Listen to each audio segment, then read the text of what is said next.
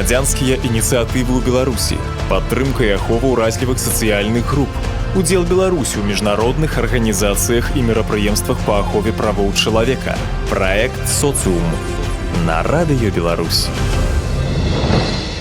Вітаю вас, ля мікрафона Арсеній Ермаловіч. У мастацкай галерэі Універсітэт культуры ў Мінску адкрылася персанальная выстава Юрыя Крупянкова «Старонкі памяці. Маё мястэчка». Мерапрыемства адбылося з нагоды Міжнароднага дня памяці ахвяр Халакосту. Галоўны равін рэлігійнага аб'яднання абшчын прагрэсіўнага іудаізму ў Беларусі Рыгор Абрамовіч у сваёй прамове падкрэсліў важнасць памятнай даты. Дорого память о Холокосте, о потерях войны. Все те, кто понимает, насколько наша история должна повторяться, чтобы не забыться, насколько наша память должна тренироваться, чтобы мы нашли правильные слова, правильные уроки, правильные чувства и то необходимое, чтобы передать не только боль Холокоста, но боль потерь нашей истории следующим поколениям. И всего только с одной целью, чтобы это не повторилось. Перед открытием выставки позвольте пригласить определенное количество людей, почетных гостей, для того, чтобы мы зажгли 6 свечей на миноре памяти, 6 свечей в память о 6 миллионах погибших в годы Холокоста. «Социум» – правы чалавека як індыкатар развіцця сучаснага беларускага грамадства. Дзень памяці ахвяр Халакосту адзначаецца 27 студзеня. Менавіта ў гэты дзень савецкія войскі вызвалілі канцэнтрацыйны лагер Аўшвіц. Юрый Крупянкоў, аўтар карцін, расказаў, што падштурхнула яго зрабіць выставу на тэму Холокоста. Эта выставка приурочена 75-летней годовщине. 75 лет отмечается памяти жертв Холокоста. Этот день приурочен к освобождению советскими войсками концлагеря Аушвиц. И это мой вклад в эти мероприятия торжественные, поминальные к этому дню. Тема Холокоста и местечка. Я этой темой занимаюсь 25 лет. Первая картина созданы были именно тогда. Я не думал, что эта тема так разобьется вот в такую большую серию. И на этой выставке показана жизнь довоенная, светлая, радостная местечко, показаны типажи, различные профессии, свойственные еврейскому населению местечка, и трагедия Холокоста, то есть жизнь и смерть еврейского местечка Беларуси. Я думаю, что помнить об этой трагедии нам всем нужно обязательно. Об этом вопиют 6 миллионов еврейских жизней, которые унесла эта трагедия.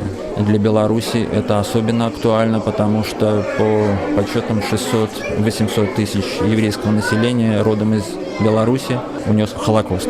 Вообще жизнь белорусского местечка – это уникальный сплав различных национальностей, которые бок о бок жили на протяжении 400 лет. Это разные национальности, разные вероисповедания и огромный опыт такой толерантности, сосуществования вместе в ограниченном, в общем-то, небольшом пространстве. И то, что Беларусь потеряла, это трагедия всех, и белорусов в том числе. Я прекрасно помню еврейских людей, которые выдатно размовляли на белорусской мове. Я помню белорусских женщин, которые пели песни на идиш, на языке евреев Европы. Это потому, что существовали вместе на протяжении веков, и так тесно переплелась культура, и влияние еврейской жизни ощущается до сих пор. И я думаю, что это большая беда, что это произошло, и то, чего мы не имеем сейчас, мы не имеем, но я думаю, вот эта ностальгия по прошлому, которая, к сожалению, уже не вернешь, вот это тема моих работ. Грамадзянскія ініцыятывы ў Беларусі, падтрымка і ахова ўразлівых сацыяльных груп, правы чалавека і шмат іншага ў праекце «Социум». Дэпутаты палаты прадстаўнікоў Андрэй Савіных і Тэнгіз Думбадзе таксама прыйшлі аддаць даніну павагі ахвярам геноциду, але звярнулі асаблівую увагу на героизм белорусских солдат. Сегодня я хотел бы еще и вспомнить о том, что мы все вместе, я имею в виду наши деды и отцы единого тогда Советского Союза, объединились в борьбе с этой фашистской гадиной и уничтожили эту заразу на корню, не дав ей распространиться. Я считаю, что наши деды и отцы, созидатели этой великой победы, позволили нашим поколениям сегодня жить в мире и благополучии. Низкий им поклон за это. И сегодня, вспоминая павших, вспоминая погибших, мне хочется сказать слова благодарности нашим дедам и отцам за нашу сегодняшнюю жизнь. Это тема, которая не может оставить равнодушным ни одного человека, прогрессивного человека на этой земле. Я как журналист объездил 120 стран мира и хочу сказать, к сожалению, тот страшный, самый страшный за всю историю человечества 20 век, как мы видим, не научил еще многих, как надо правильно жить. Я горжусь тем, что мы живем на белорусской земле, где, слава Богу, никто никогда не будет поднимать знамя, то страшное, коричневое, черное, потому что мы помним, каждый третий погибший, 6 миллионов ваших, это наша общая боль. Я хочу призвать, чтобы весь мир брал пример с наших народов, как надо жить правильно, не забывая прошлое. Ведь кто-то из великих однажды сказал: не заслуживает будущего тот народ, который не почитает и не помнит свое прошлое. И пусть Всевышний пошлет нашим народам, нашим деткам, которые так красиво демонстрировали свою историю, страшную, трагическую, чтобы, когда они станут взрослыми, мир хотя бы чуточку стал добрее. Светлая и вечная память всем, кто стал жертвой того страшного злодеяния, которое было на нашей земле. Социум. З нагоды Дня памяці мы таксама пагутарылі з гісторыкам Александром Далгоўскім з гістарычнай майстэрні імя Левіна. Ён расказаў пра інтэграцыю яўрэйскай гісторыі ў беларускую, пра важнасць памяці Холокосту і аб сучасным стане культуры памяти у Беларуси. Александр, расскажите для начала вообще, в чем была идея Холокоста, вот именно со стороны тех, кто его, были непосредственные участники, тех, кто проводил Холокост, и почему белорусские коллаборационисты этим занимались? Здесь есть несколько определений, и я начну, наверное, с сложного, потом попытаюсь это одним предложением объяснить. Но вообще Холокост такой сложный, многоэтапный процесс радикализации насилия во время Второй мировой войны по отношению к евреям или к той категории людей, которые национал-социалисты обозначали как евреи. Он включал с собой в себя огромное количество этапов, как, например, переселение, геттоизация, депортация, массовое уничтожение с помощью расстрелов или в каких-то стационарных индустриальных центрах убийств, как Аушвиц, Майданек, Треблинка. Если брать Минск, то это у нас символ Холокоста. Это, конечно, не только яма, которая долгое время была главным местом памяти о Холокосте в Минске, не только в Минске, в Беларуси, но и Малотростенец, в котором формируется мемориал, который еще, к сожалению, не закончен, но были открыты ряд очередей этого мемориала. То есть, если кратко подводя итог, то это государственная политика уничтожения европейских евреев. То есть специфика и уникальность этого массового убийства заключается, что государства, национал-социалисты начали уничтожать по всей Европе, в тех странах, которых они оккупировали, начали уничтожать тотально евреев. То есть речь идет о женщинах, детях, стариках, мужчинах и так далее. И оно имело место не только в одной стране, а могло происходить, например, в Африке, и в том числе происходило у нас на территории Беларуси, где процент был тоже большое количество европейских евреев. Если, например, даже сравнивать с Германией, где процент евреев мог быть 1%, у нас был намного выше, то есть у нас было намного больше европейских евреев убитых. Хотя на территории Рейха, в принципе, вернее, на территории современной Германии не убивались, они депортировались на восток, в том числе к нам. А почему вот именно в Беларуси появились эти коллаборационисты? Это было просто какая-то симпатия самим немцам в плане как тем, кто противостоит коммунистам, да, вот недовольство существующей властью, или это реально была ненависть именно к евреям? Как это обычно, здесь многопричинное объяснение, и если посмотреть, у нас, я не знаю, у нас кто-то занимается в Беларуси профилями убийц. Если мы говорим про коллаборационистов, то про местных убийц,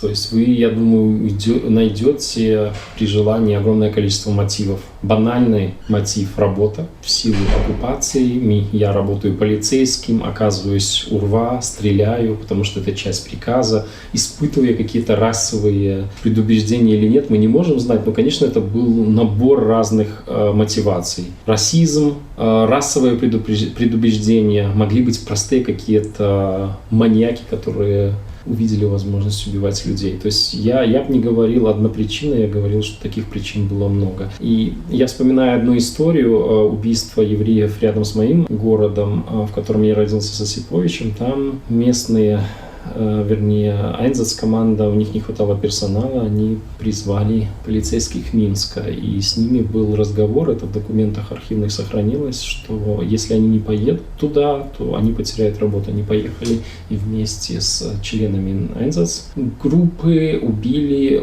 порядка 2000 евреев в Тальке, Мариной Горке и Пуковичах. Айнзац-группа — это профессиональное убийство. Полицейские с Минска — это простые люди, которые в силу оккупации устроились куда-то работать и оказались у расстрельных рвов. И участвовали в этом. Что ими двигало? Мы можем лишь только догадываться, но я думаю, мотивы, как повторяюсь, разные были. Работа, ненависть, возможно.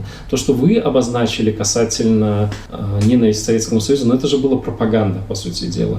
Это некоторые преступники после войны оправдывали убийства, например, погромы. Кстати, чем могут белорусы гордиться, что у нас было мало погромов, и в немецких документах зачастую преступники объясняли, что очень тяжело белорусское население привлечь к погромам, но не потом к последующему уничтожению. То есть очень трудно было организовать погромы. А вот, например, погромы в соседних наших теперешних соседних государствах часто ретроспективно участники погромов объясняли, потому что это мы преследовали евреев, потому что они были часть раньше советской репрессивного аппарата. Но если посмотреть на фотографии или документов, кого били, кого убивали, женщины, дети, старики среди них были. То есть о каких членах НКВД могла идти речь. То есть это, в принципе, пропаганда и не более того. То есть на самом деле, скажем, никакая ненависть к Советскому Союзу не может являться оправданием, например, убийства семьи еврейской во Львове, в Риге или в Вильнюсе за то, что кого-то из их членов вывезли в Сибирь. То есть это абсолютный абсурд. Это объяснение, которое не может нас удовлетворить в современном мире. А на ваш взгляд, сегодня достаточно людей, белорусов, осознают, что такое Холокост, что он был на территории Беларуси, и что в нем участвовали сами тоже коллаборационисты? Мне трудно это оценить, потому что мне неизвестны исследования, которые могли там статистически сказать, много или мало. Я могу предположить, что немногие знают, потому что чем глубже вы изучаете специфику Холокоста, уничтожения европейских евреев, чем вы удивляетесь тому, что были приказы, да, которые зачастую не публиковались, да, они не сохранились многие в письменной форме. Зачастую удивляетесь тому, какое огромное количество населения нашлось в разных странах, которые исполняли эти приказы.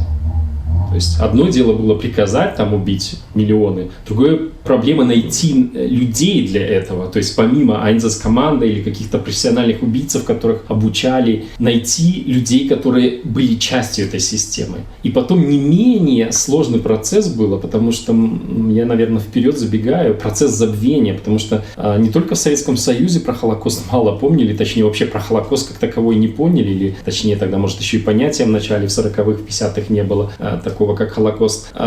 Процесс забвения, что это было не часть культуры памяти. И возвращаясь, часть официальной культуры памяти, и возвращаясь к вашему вопросу, насколько это знают сейчас, я думаю, это по-прежнему не часть памяти, потому что любые нации или любые страны, они склоняются, прежде всего, ищут свои страдания. И здесь проблема заключается в том, что, мне кажется, до сих пор еврейская история, она до конца не интегрирована в нашу историографию, и зачастую евреи не воспринимаются как прежде они жили, как наши соседи. То есть история про них не пишется как история история, часть нашей истории. Поэтому если вы где-то придите не в любую школу, вы придите в какую-то организацию и скажите: мы будем открывать памятников евреям, это наши важные соседи, дорогие нам соседи были, мы хотим о них тоже помнить. Он скажет: а почему только о них, а где мы?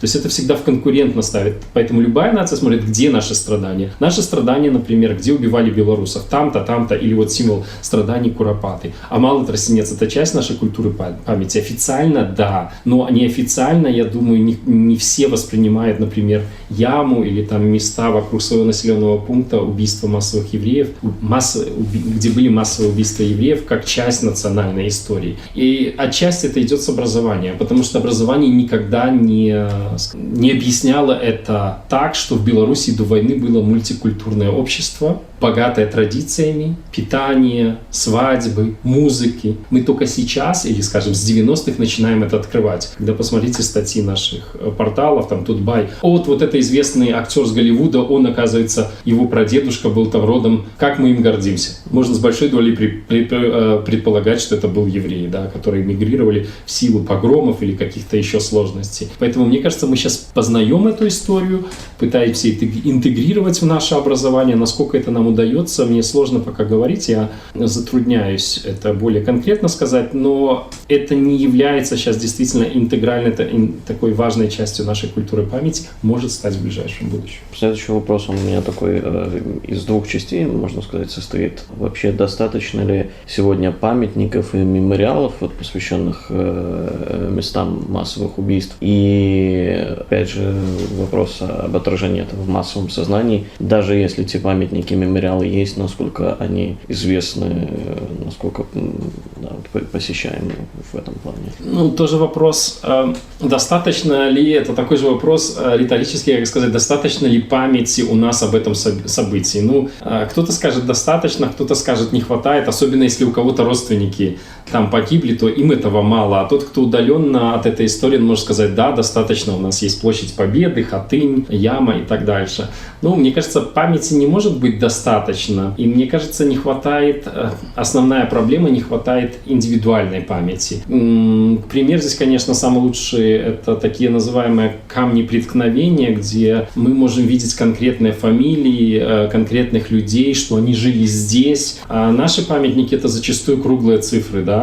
Например, Малый Тростенец — 206 500 человек. Это крупнейший лагерь смерти или место массовых уничтожений во время Великой Отечественной, Второй мировой войны на территории оккупированной Беларуси. Или Масюковщина — 80 тысяч. Несложно советских военнопленных, несложно молодежи запомнить эти цифры, но это имеет границы. Вы запомнили эту цифру? Ужасная, страшная цифра. А что за этой цифрой скрывается? За этой цифрой скрываются конкретные люди, которые очень похожи на нас. Школьники, студенты, которые попали на войну и погибли, возможно, не выстрелив ни одного патрона в силу каких-то обстоятельств. И если вы через эти индивидуальные истории начинаете изучать эти индивидуальные истории, вы по-другому понимаете эту трагедию. Вы находите какие-то образы, людей, которые похожи на вас. Школьники такие же, как мы, были вывезены и убили в Тростене. Как такое могло произойти, да? То есть я подхожу здесь к такому важному моменту, что сам памятник, он может быть невидимым. Мы поставим его здесь, в смысле, он физически стоит, но мы привыкаем, мимо него ходим, мы знаем или не знаем, что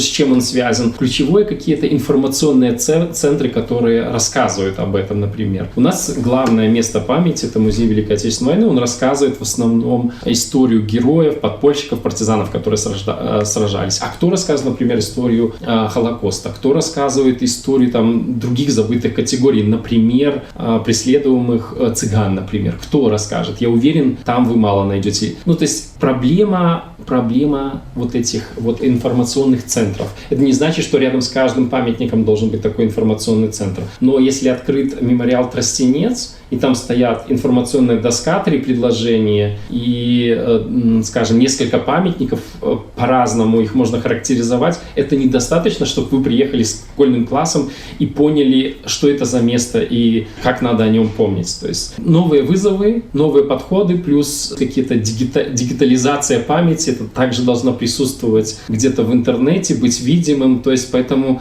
скажем, одного памятника сейчас недостаточно. Где бы он ни стоял, какой он большой. большой бы был.